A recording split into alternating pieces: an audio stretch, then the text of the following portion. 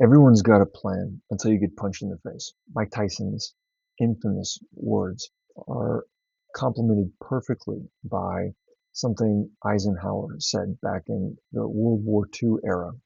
And paraphrasing, it goes that plans are really useless. Planning is invaluable. In the Marine Corps, we have a saying that goes, no one rises to the occasion, everyone falls back on their training. And when it comes to planning, especially with solopreneurs and small business owners, something I've found is an aversion towards the planning process for good reason.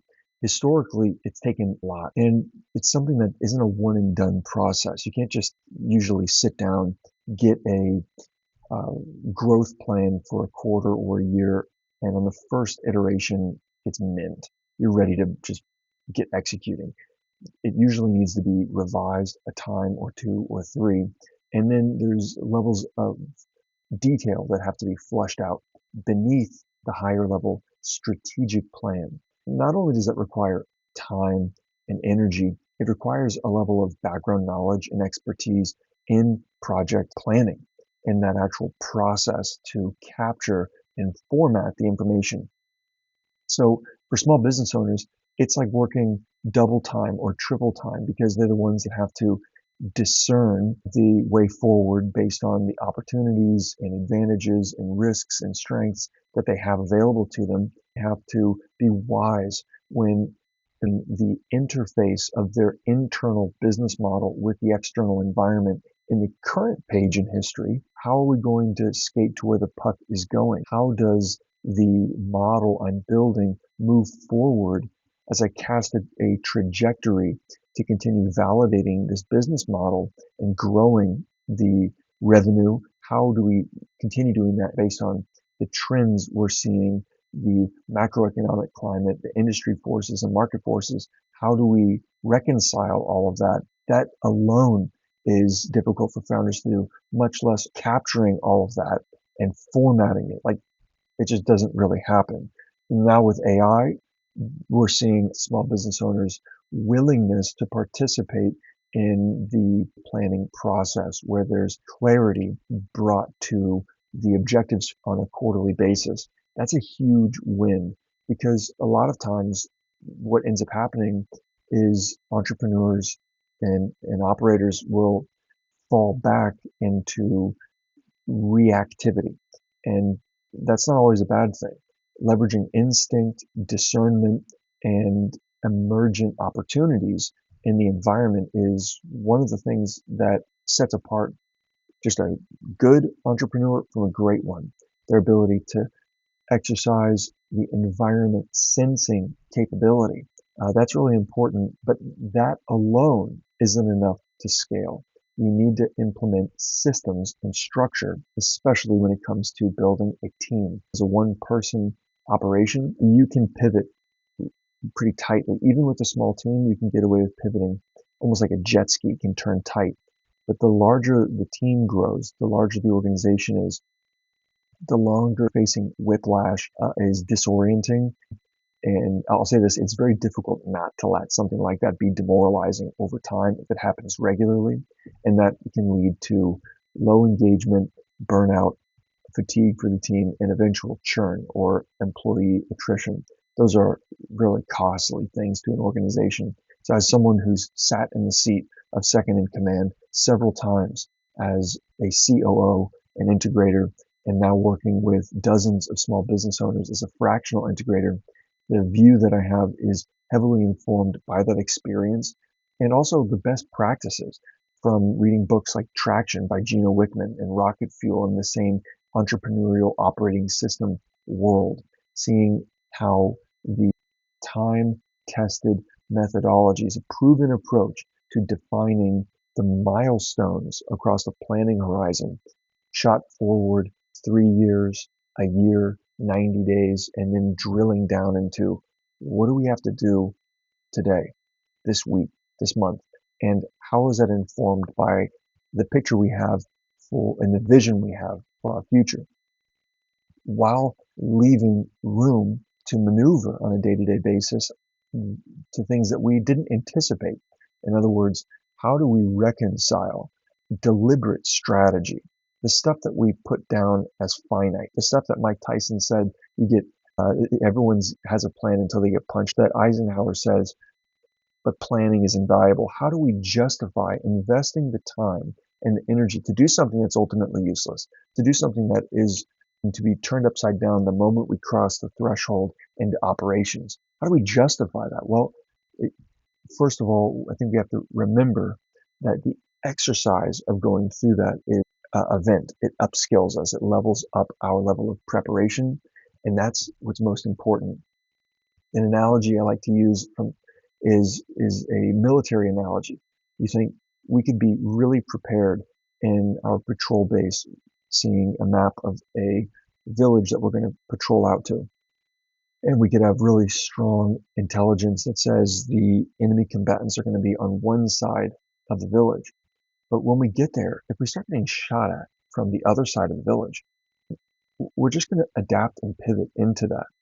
And in the same, in the spirit, the mission of the Marine Corps Rifle Squad is relevant here. It's to locate, close with, and destroy the enemy through superior fire and maneuver.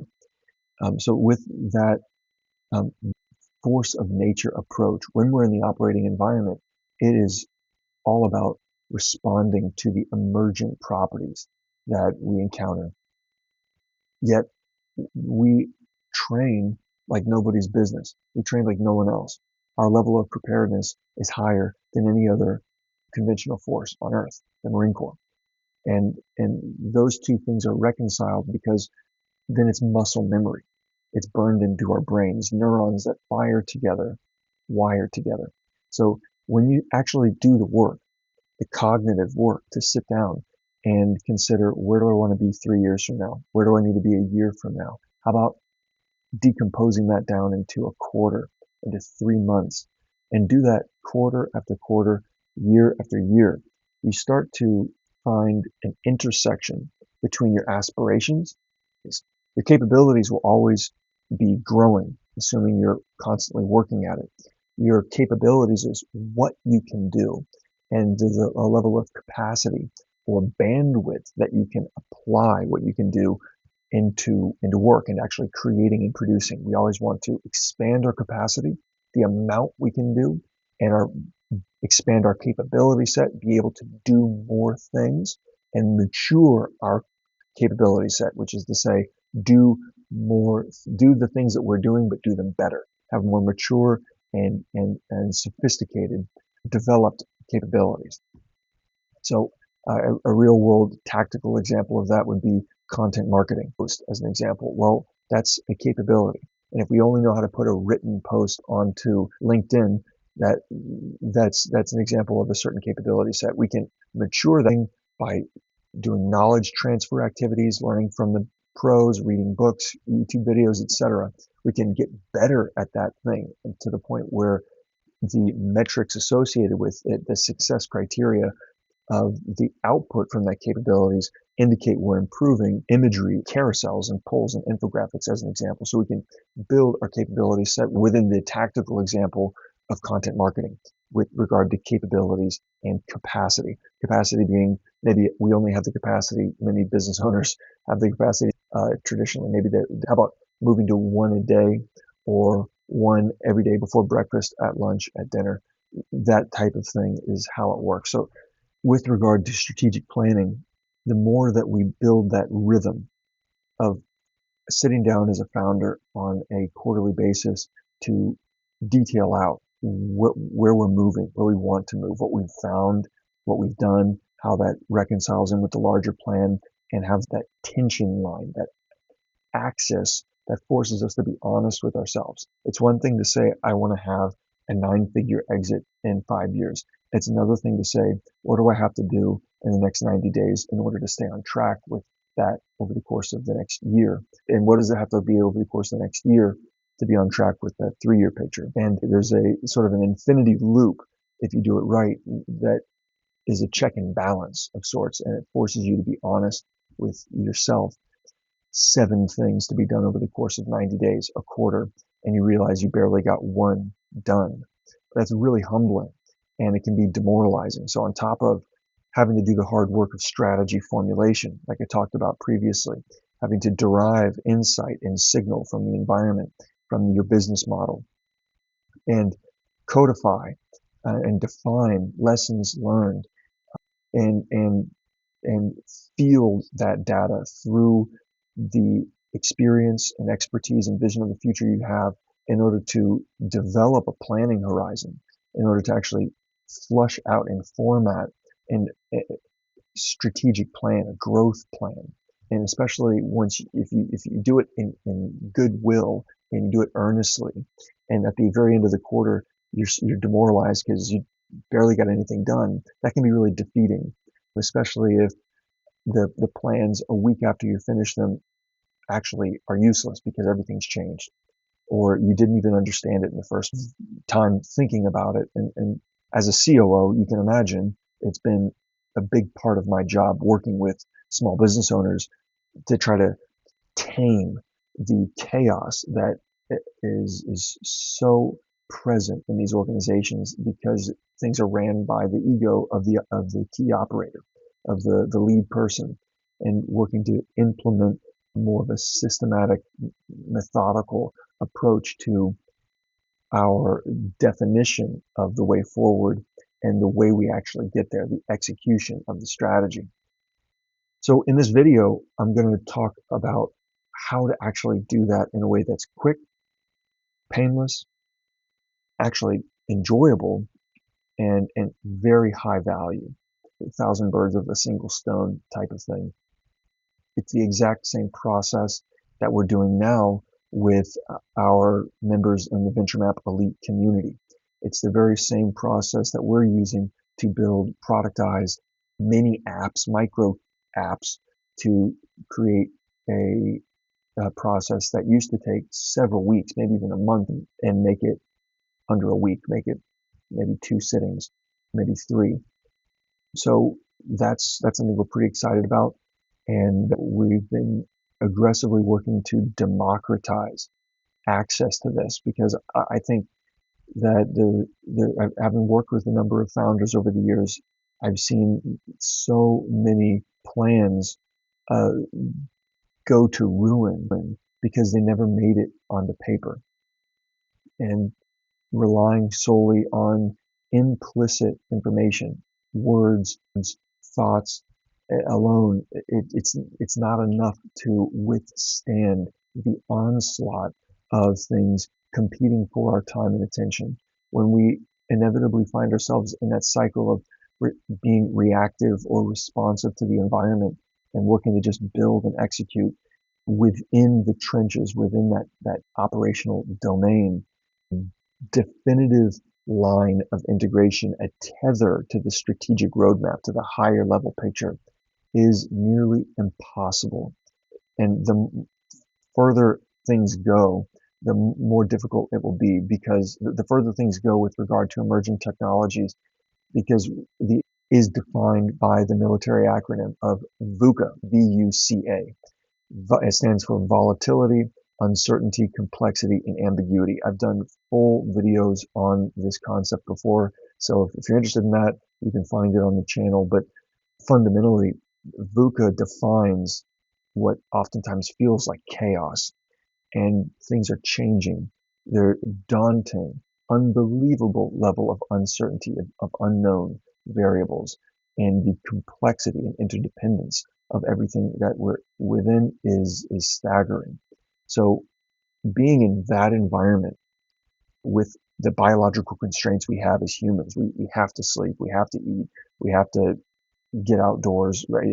You can only survive on coffee under LED lights and for so long, right? You have to have that equilibrium with the natural organic elements of yourself. There's only so much force of will that can actually be applied.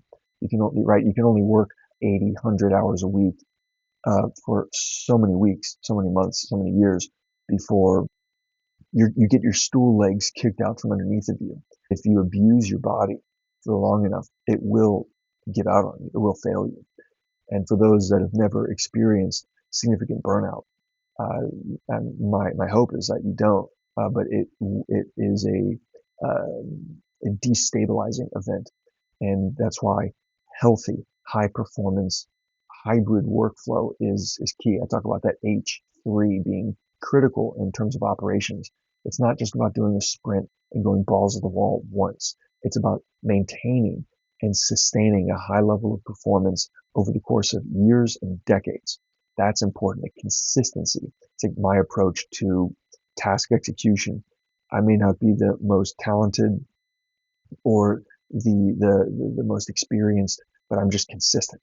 And whatever the problem is, I'm going to break through because I'm just going to keep showing up. And ChatGPT in particular, but additional tools are going to be ran through, for example, Miro, Trello, Sunsama, and I want to show you exactly what we're doing with our elite clients in the community and what we've learned over the years to be working. First of all, the way that I honed in on this area in particular across all of the many functional areas across a small business. You think the COO, as our second in command, is responsible ultimately for the operationalization of the plan, for operationalizing, for executing on the strategy. We enable and support strategy formulation and actually capturing the plan.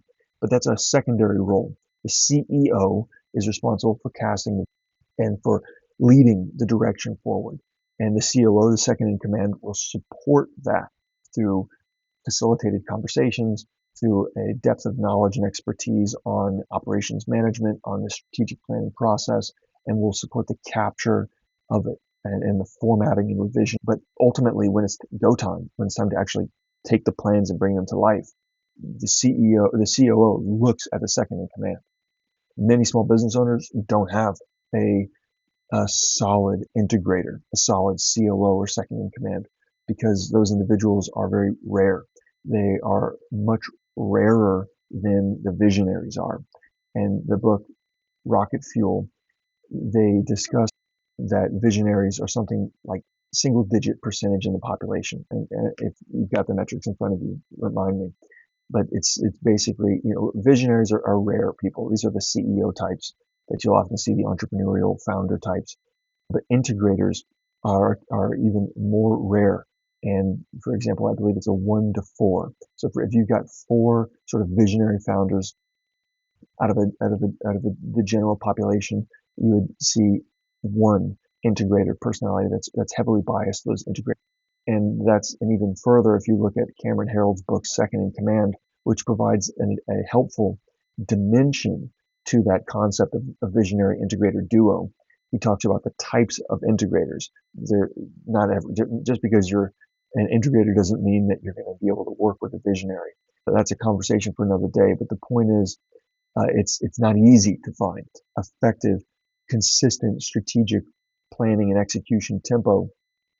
Identifying a right-hand man / woman or a solid second in command is not easy to do. So we're building the AI COO, the AI integrator, where small business owners can access the wealth of knowledge and expertise that generations of COOs have brought forth through the power of these emerging technologies and large language models and generative AI, but also with best practices and first principles that have withstood the generations. For example, visual collaboration and asynchronous tools like Loom and Miro. Combined, those things is a superpower. Now, when we've done scans across all of these small businesses, interestingly enough, what we found is there's nothing more pressing, nothing more relevant than the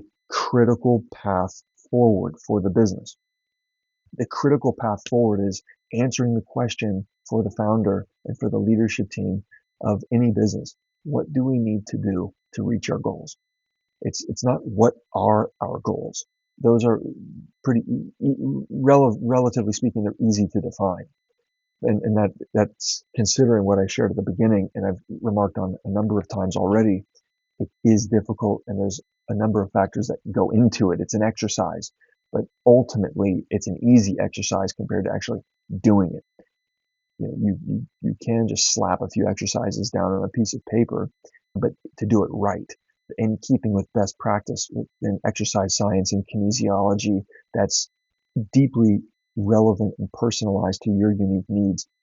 Just designing that and periodizing it over the course of a quarter and a year that considers multiple variables and lifestyle factors, that is complex. But it's nothing compared to what it actually means to get into the gym 3, 4, 5 times a week and execute on that training and capture lessons learned and adapt that and roll it back into the plan. So it's totally different dimensions, theory and practice. Practice is oftentimes I think every time, the hardest part, especially practice that's aligned with theory. So the reason we have elected to use the growth plan area of the venture map is more pressing. There's nothing more relevant to a founder than that. Sure, we can look at defining culture and tone of voice and brand style and business model and monetization strategy, the value ladder, the ascension pathway, our various offers. We could do funnel design and process development, automation implementation, recruiting and retention, revenue generation directly. For example, how we build a lead generation, nurture, and conversion system, how we drive traffic to top of funnel and enable our sales process through a effective, personalized, culturally relevant mid-funnel sequence or series of touch points. That all of those things really matter, but fundamentally they're touch points. They're nodes within our experience map. Those will all change necessarily.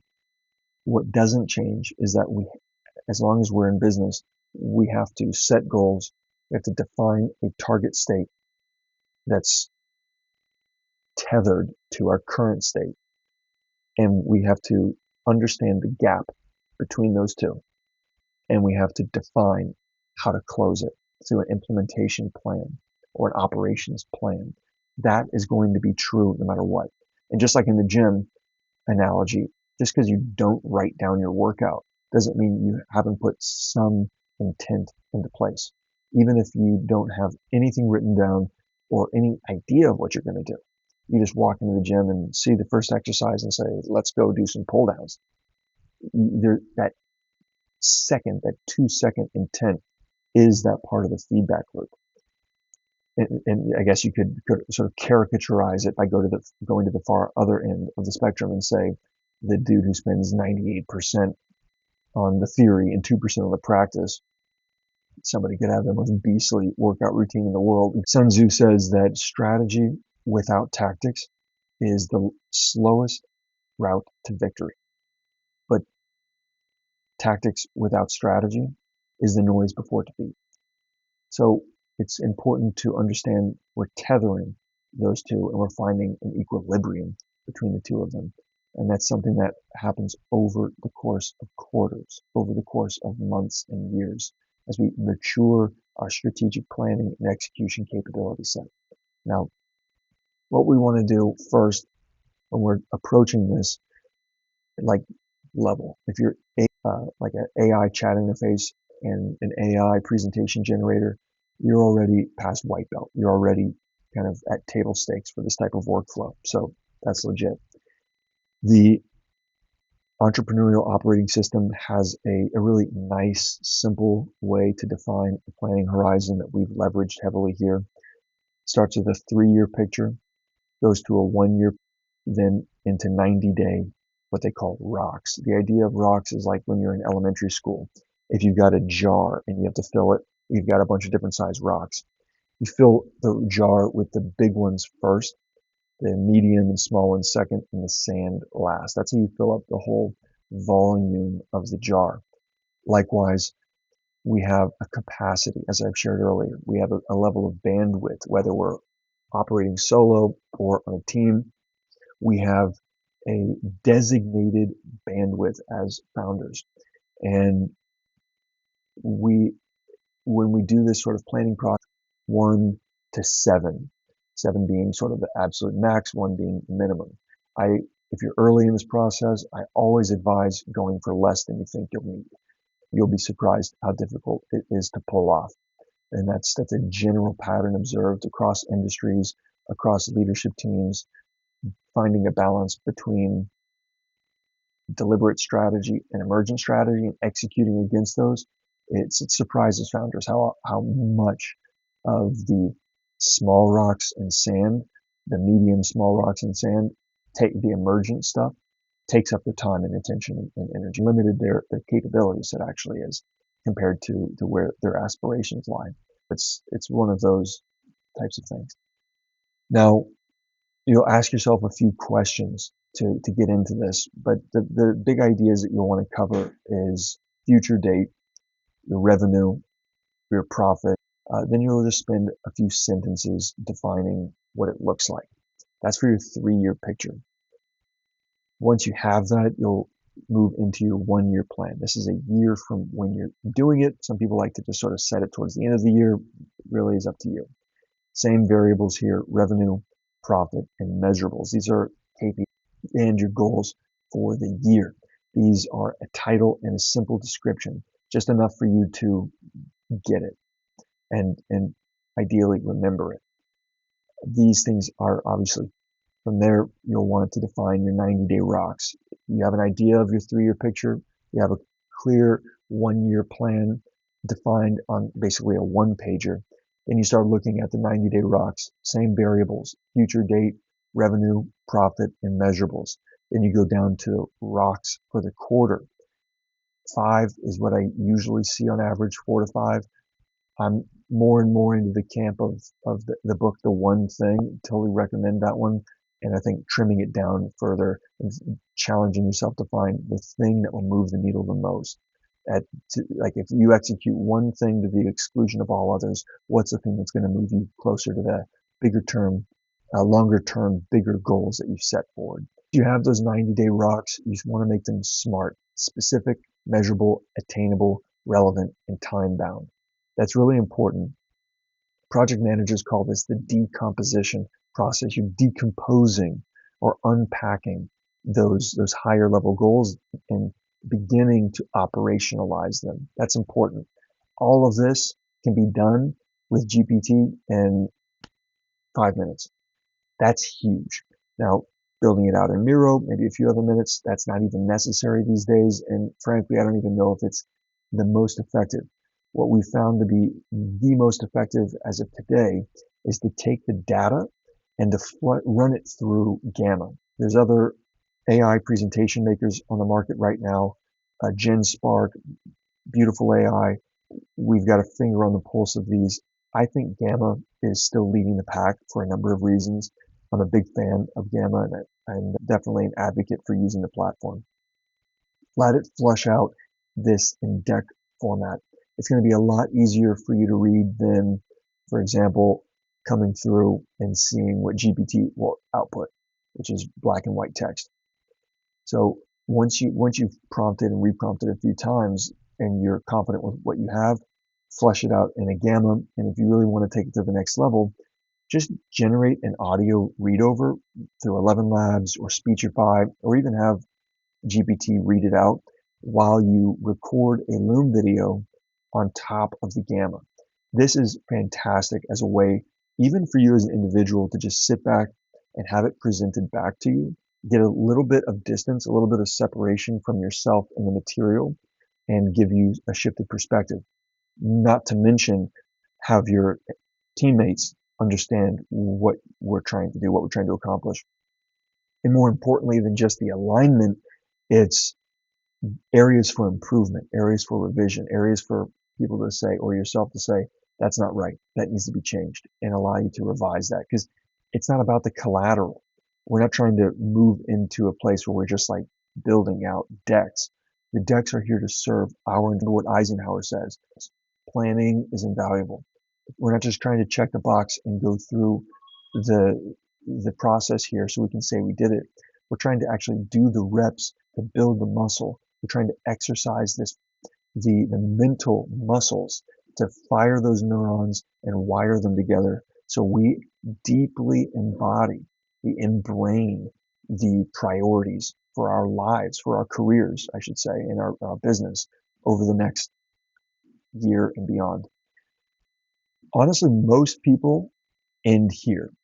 And what's amazing is even with being able to get all of this done in like a day, it's mentally fatiguing for people. And I understand that. I respect that. We're working aggressively to make it as streamlined, seamless, and engaging of an experience possible. What we actually do is we're doing more and more with our clients is they don't even come into the Miro board. They're just seeing the viewport. So this, in this case, this is a viewport. It's just a video. It's a 3 to 5 minute video that's custom branded. It's colloquial. Anyways, it's not like highly technical. It's spoken in language that's common, and the feedback mechanisms connected directly to that. So it's conversational, and the architecture within Miro is at a lower level that you actually have to. Another way to say project plan. This is what we did originally, where we said, okay, here's what we need to do over the course of the quarter, 2, 3, 4, 5. A title and a description and a name. Next, we start breaking those up using SMART goal framework. Everyone who's done high school PE knows what SMART goals are, and we talked about how to apply that here. And we, in that same spirit, we keep drilling down, we keep unpacking and decomposing this thing until we get insights and detail. This requires a feedback loop where we review it, we identify what's wrong, and we fix it. Once we're dialed in on the project plans, we'll create work breakdown structures. Quick pause on this note. I'm sure you're already aware of this, but you can get a project plan very easily. This is a ChatGPT output. So once we have the growth plan in ChatGPT, we tell it to make the rocks for 90 days smart. Then we say, make rock one an operations plan. And then from there, we'll say, give me a full work breakdown structure on the ops plan one, for example. I could not find anywhere that I could easily copy and paste of a WBS, a work breakdown structure, which is this diagram that basically shows all the deliverables and at the task level of what needs to get done in order to say this is good. Like, because that's important. At the executive level, we want to, at the end of the quarter, want to say green, green, green, green, red. We want to be able to gauge that, and that's pretty general. I'm generalizing, but that's the big idea. And we're never going to know something's done unless we understand what are all the things that have to be executed to call this done. That's the first question we have to ask ourselves after we generally approved success criteria and risks and stuff like that, and responsible parties and timelines. So the work breakdown structure is something I made. It's through Lovable. I couldn't find any tool that I could just quickly throw in text from GPT and get a usable diagram that I could export. So I built this internal tool. This is one of the first things that opened my eyes to the AI-enabled coding, vibe coding. It's really cool. It's something we're using. It saves an immense amount of time with doing what would require a lot of manual 3 to 5 rocks. It becomes like cost prohibitive on time and energy. So this is one of those things that took 20 minutes, 30 minutes, 2 or 3 times. It now just takes 2. In one of the previous videos, I talked about my dissatisfaction with Miro's new update, how all of their icons are scaling up. We used to have documents all over the place, and now you come in and it's like your board is just one massive set of documents, which is document icons, which is crazy. So I'm just not a big fan of that. Their table feature allows you to create a Kanban or a time. Super helpful, but I am already underway. There are some pretty serious limitations to it, but basically what you need to do once you have that same text box in GPT for your WBS, you just say put it in table format with the dates, and the dates have already been defined, timeline, and that's a quick way to get going. I'm working on making the visualizer tool in Lovable spin out Gantt charts as well. that are going to be a little more static, but I think they'll be probably better for our ultimate use case than what we're seeing here. Not to mention, they've got this feature where you can, the automation system we use to sync cards or tasks within Miro don't recognize them. So it's just kind of one of those nuanced things. We're going to be replacing this in the midterm, I think by the end of the quarter. And then just as an example, what you do once you have all of the tasks and what needs to get done, when it needs to get done by, and then you move more into what is like task management. And that, in my view, is best done through a Kanban board, through this column-based interface. I personally am a fan of Trello app. I think Trello is awesome. And what's pretty cool is you can just copy and paste into Trello. And interestingly enough, a lot of people don't know that. So it's pretty easy to do. If you have, which you should by this point, have all of your tasks like this, you can just simply come in, paste, add card. It's formatted correctly. I think bullet points usually work best. You hit enter, and then you just click, and you flush out your backlog just like that. It's pretty easy. Now, that's how you stage the backlog, but it's not how you execute the tasks. There's another really important step that makes all the difference in the world. So we're going to go ahead and dive what task execution actually looks like. Well, first of all, you need to be disciplined with the idea of monotasking. I can't tell you how many times I've seen high performers get overwhelmed because they have 50 things that they're currently working on. When you come down to actually executing, you do one thing at a time. From a neurophysiological standpoint, there's no transfer. There's only task specificity. If you think if you move your arm out to one side and you had a EEG skull cap on reading your brainwave activities, you'd have one specific neural pathway pattern eliminate. But if you moved it slightly off to a different angle, although it might be similar, it wouldn't be the exact same. What I'm doing now, which is focusing on helping teams improve their alignment, build momentum, and execute on their strategies. You have to recognize that task transfer, it is expensive. Monotasking and deep work is the most effective way to get knowledge work done, to get creative work done. So when we're moving into an era of hyper productivity with these generative AI tools, it's important that we provide ourselves with sufficient time to do that deep work, to do the monotasking. So a subscription-based service model, and it's just one out of one in my current task. And if anything else goes beyond that, it just is a helpful reminder. This is a discipline. Is it right for every single use case? No, but is it right for most? Yes. Now, once I have a task that I'm currently working, but once I have something I'm focused on, I will basically just forget about Trello. My day-to-day operations interface is Sunsama. I'm not sponsored by these guys, but I love Sunsama. I've been on the platform for literally years. I've gotten dozens of people on the platform. It's very helpful. And I've got my Trello. I'm just looking at this basically, and I've got it on my phone as well. But I just know, okay, I've got to work on this. Great. Bang. Here it is. Now it'll automatically give me a time block. It'll estimate the time. So it's planning it at 25. Maybe I'm thinking it's more of an hour-long task, and it gives me a category to it. I can change the category, and I can also schedule it. This is the critical piece, the missing piece that most people miss, they don't get, which is time blocking. Being able to go from a Kanban, essentially a backlog, to a daily task list, to a time block, and whether you're doing Pomodoro or whatever, actually tracking. We say, this is how much time I think it's going to take, and then hitting track and doing the task. That is the missing link for most people. There's some additional gamified elements we can use to make this even more successful, but we'll get into like virtual co-working, we'll get into habit tracking, and we can get into stuff like that on another time.